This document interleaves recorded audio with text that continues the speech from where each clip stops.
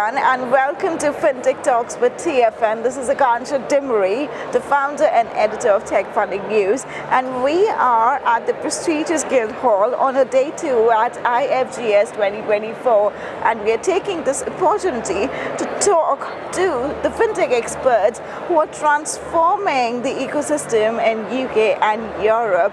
And for that, we have Michalis with us from BPC Banking Technologies, and thank you so much for joining us, Michalis. Thank you for inviting us. Happy to be here. Great. This is your first time at TFN or at our video series, so I would really like you to introduce yourself and your journey, and also tell us a bit about BPC. Yeah. Okay. Well, thank you again. Like I said, thank you for allowing us the opportunity to present ourselves at TFN. I'm Michalis Michaelides. I'm business development and sales director for Europe for BPC Banking Technologies. I'm also have a role in building out a partnership network across the organization. Okay. I have had a long journey in payments. I've been in payments for more than 25 years now, so I've witnessed quite a bit of changes. That's a very grand experience. You have seen open banking, you've seen payments, Paytech. I've seen cards being introduced in many countries for the very first time. Exactly, right. It's not so much time ago that cards became a payment instrument across the entire world. So we've been a part of that. And BPC has actually also been a part of that. How old is BPC? I think it's one of the 90s. BPC was founded in the mid-90s as a software house, and it developed the Smart Vista platform. Smart Vista platform contains a number of different modules that support the various journeys of the card experience. So we have solutions and modules that cover the issuing spectrum, so we can support all types of issuing products. We have the modules that can support all of the acquiring verticals. And we have, over the years, developed a number of different modules that respond and correspond to the various value-added solutions that become part and parcel of the card journey. So we have fraud prevention and risk management. We have e-commerce payment gateway along with the secure authentication. We have a digital banking solution now in the market. And we have also evolved to service a number of different market needs. So we no longer only service issuing and acquiring banks.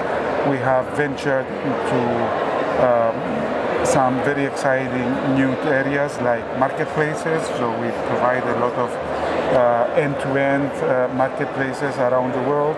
We are venturing into providing digitization for government solutions. So, and another area where we have spent a lot of time and investment in creating a unique solution and proposition is in the area of mobility. Okay. So we have an open loop mobility solution. So what kind of mobility solution? Mobility, we mean like transit. So working with public transport operators to digitize the customer journeys, providing the integration from end to end from the moment you tap into a metro, like the tube here, calculating the journey across multiple modes, not only a metro or a bus or a tram or any combination of the above. So basically you're providing the technology we provide in between the complete end-to-end solution, the payment including technology. the automated fare calculation. And we provide this now. We are certified with the Visa and MasterCard scheme, so we are Visa ready and MasterCard ready, and work a lot with these schemes to enable open loop transactions into such networks. So we cover quite a wide range of stuff. I see that. So, and you're completely B2B right now, or Completely, yes. And would you like to talk about your clients? What are your clients, and how's? I mean, our traditional clients are primarily financial institutions or merchant acquirers or PSPs. Typically, they are regulated entities in their geographies. In the last few years, we have launched BPC processing services. So we have actually deployed our platform and our solutions in a software as a service setup. So, and this was primarily to respond to the needs of the new environment that's been developing over the last few years with fintechs and with neobanks and new ecosystem players coming into the market and wanting to offer a specific solution, but not wanting to actually run the back end. So they turn to providers such as ourselves, who can provide an end-to-end solution, take care of all of the tech stack, and they focus on building their business and growing their business.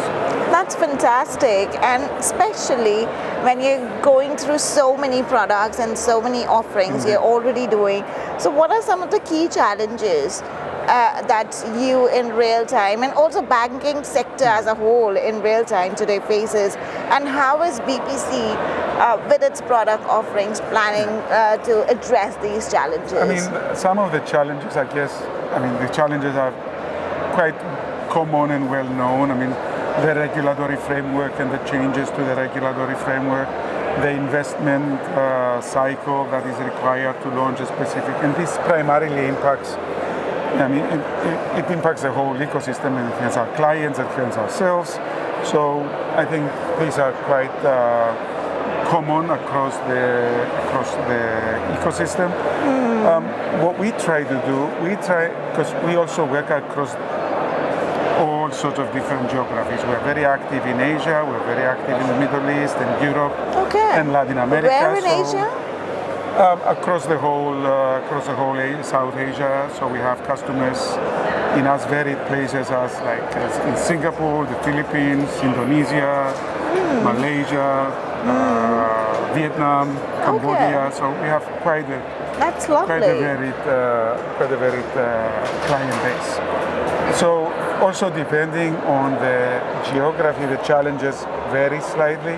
I know, there could be so many different. And so what we try to do, we need and have to be extremely flexible in order to adapt to the challenging environments in each case. So that is one of the key traits that one should have in order to be able to work across so many different geographies.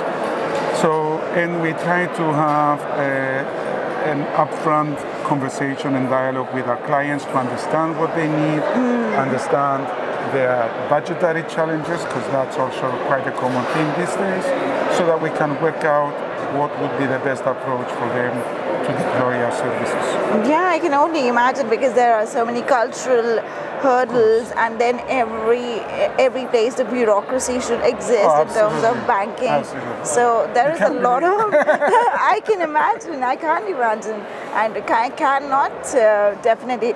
But yeah, so can you share, you have been spreading across the globe right now. Are you also in US?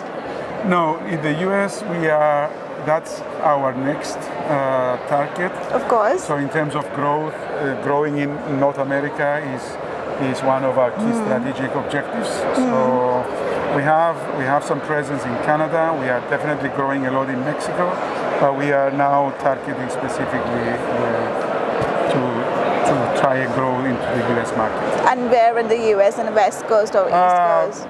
That will largely depend on the opportunities. Okay, I understand. Depends on the clients.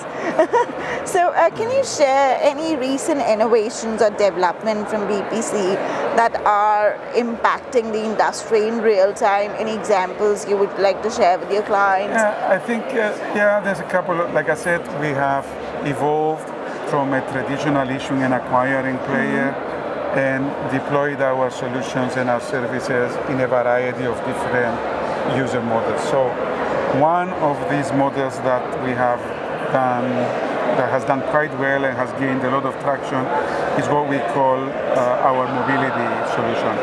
We've branded it as OCD, and it is a combination of different services from our platform. It is a transit system that enables, it is an automated fare calculator and also deploys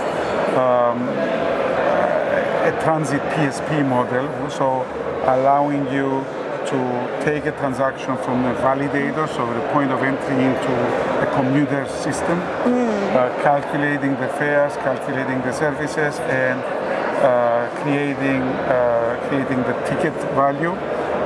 And also, this solution has also been certified with the schemes as open loop ready, and this is what we are doing, and has a lot of traction. Is working with the public transport operators and with schemes to make a lot of these cash-based transactions into digital transactions and bring them over the card rails. This is an initiative that has a lot of traction, and we're working in very varied markets around the world. That is awesome. And I'm just trying to understand the competition for you in that particular scenario, and also in the other broader categories. How is it, and how are you differentiating yourself?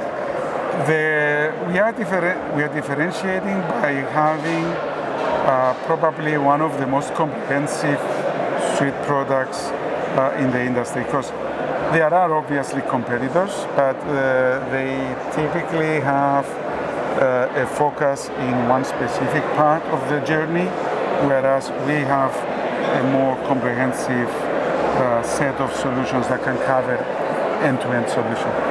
Okay, great.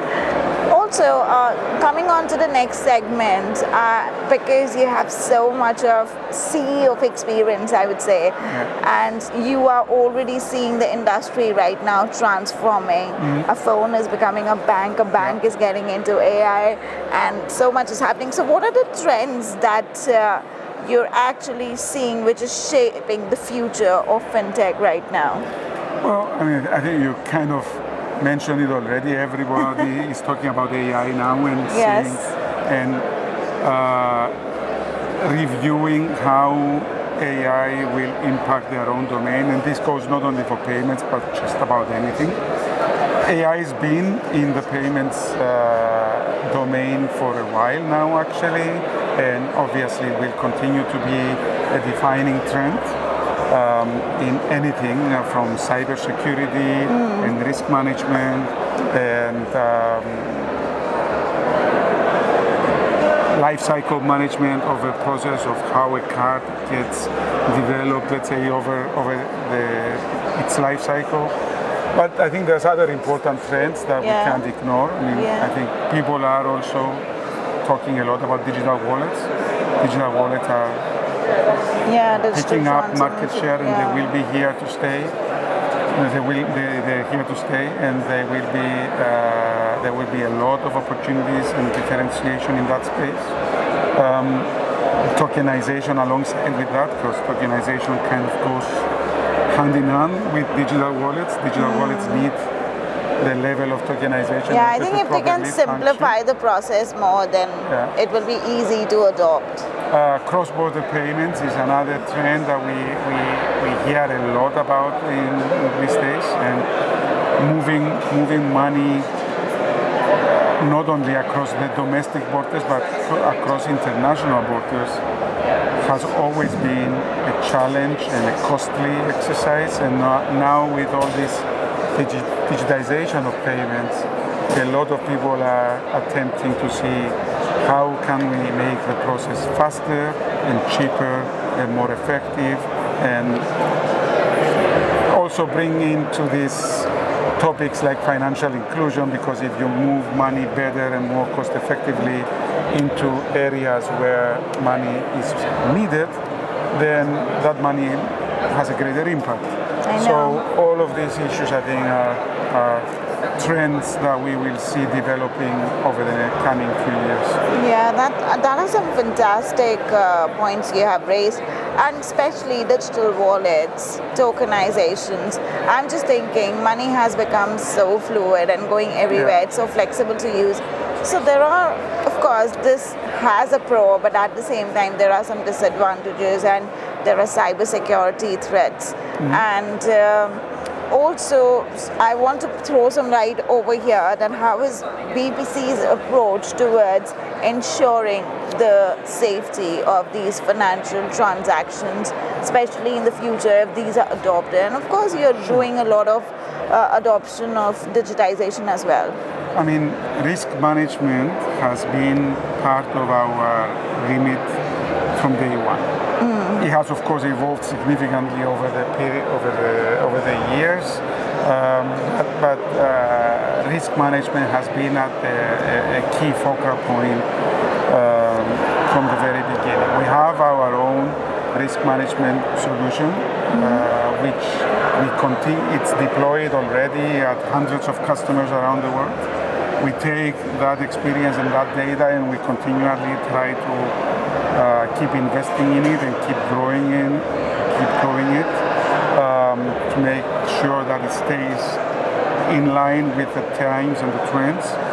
But we have also recognized that in order to be efficient and to stay ahead of the risk of cybersecurity threats and all that's happening, is that we need to also work with partners. So we, especially in the area of risk management, we are working a lot with partners, integrating with specialists in certain topics, so that we can increase the effectiveness of our risk management solutions and be able to offer a better service to our customers. So that's the way we take to make sure that we address. So are you developing all these technologies in-house, or are you doing any partnerships? Not only, we do develop quite a bit in-house, but as I said, we work a lot with partners, and that trend will continue to grow because no one can go it alone.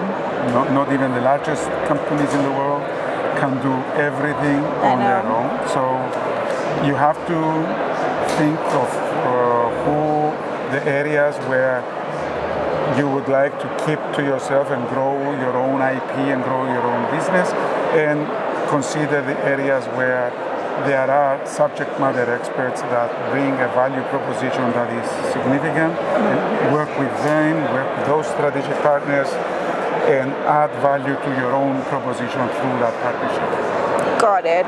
So could you also highlight some of your recent partnerships or collabs which BPC has done or undertaken to further its objectives? Well, I can tell you,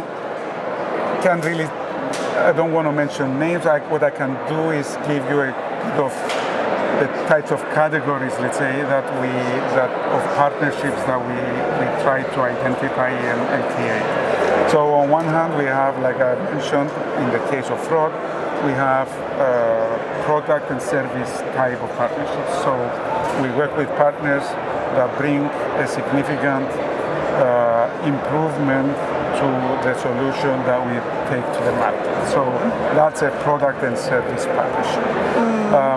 You also have geography-based partnerships. So as we grow the business and we enter new markets, we recognize that there are companies, there are partners that know certain markets or certain verticals a lot better than we do. So we try and to work with those partners to help us achieve certain market entries, whether that's geographical or a vertical that is new to us. And finally, I think the final category would be, let's say, call it system integrators. So there are companies that work within a specific industry and have a lot of domain expertise, and then they look for products or services such as ours to integrate into a final offering. So we work with those types of partners as well to deliver to them, to deliver a product or a service to them which can then be deployed within their own environment to service their customers. Got it. That's brilliant. And I also want to understand that as you're planning international expansions and also doing international expansions all the time, so what is the strategy of growth that you are having at BPC? That you have a particular geographical strategy that you'll go there in Asia and then go to US, or how does it work? Well, like I said, we have already, in many cases, we are a little bit ahead of the curve because we have already deployed, we have quite a global customer base.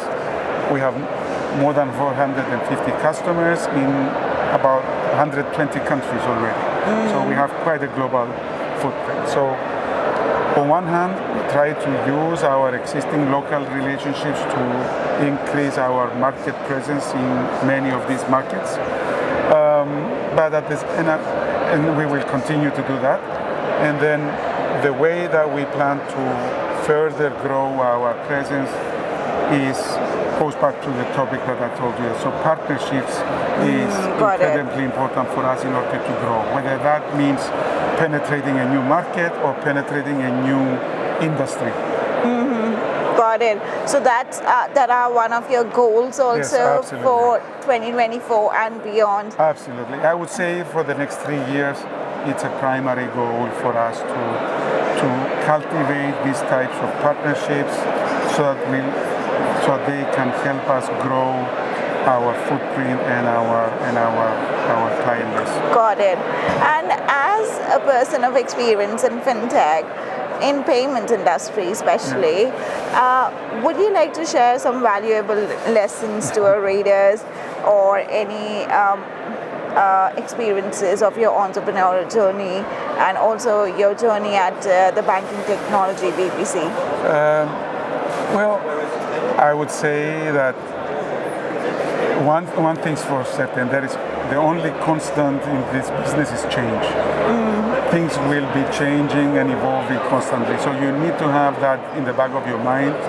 There's never really an end to the journey. It's always changing. It's always moving into something else. Technology. It's a technology-based company. It's a technology-based industry, and as the pace of technology changes, the industry changes continuously. I mean, we think of phones, mobile phones, being a payment instrument now, and we take it for granted. But this has only been an experience for the last 10 years or so. So, we take it for granted. And it's already saturated. And it's already saturated. But this has only happened in the last 10 years. So, who knows how we will be transacting 10 years from now, and what instruments we will be using, what hardware or software we'll be using in order to achieve, to do these transactions. So change is the only constant. I believe the future is software now. I think the hardware phase has evolved enough. What do you think? I think you'll be surprised at the things that people will come up with. I mean, we were talking about face recognition as the biometric method for authentication of a transaction. That's lovely. That's a great idea. You don't know how you'll pay for your next meal in 3 years from now. Maybe a camera will just recognize your face and just charge it to your account right away. That's true. It was wonderful talking to you, Michalis, and thank you so much for your time, and best of luck with BPC. We just loved this conversation, and thank you to our viewers for watching this live from IFGS 2024. This was our last interview of the series. Thank you for being there with us, and always stay tuned to Tech Funny News. Good evening, bye.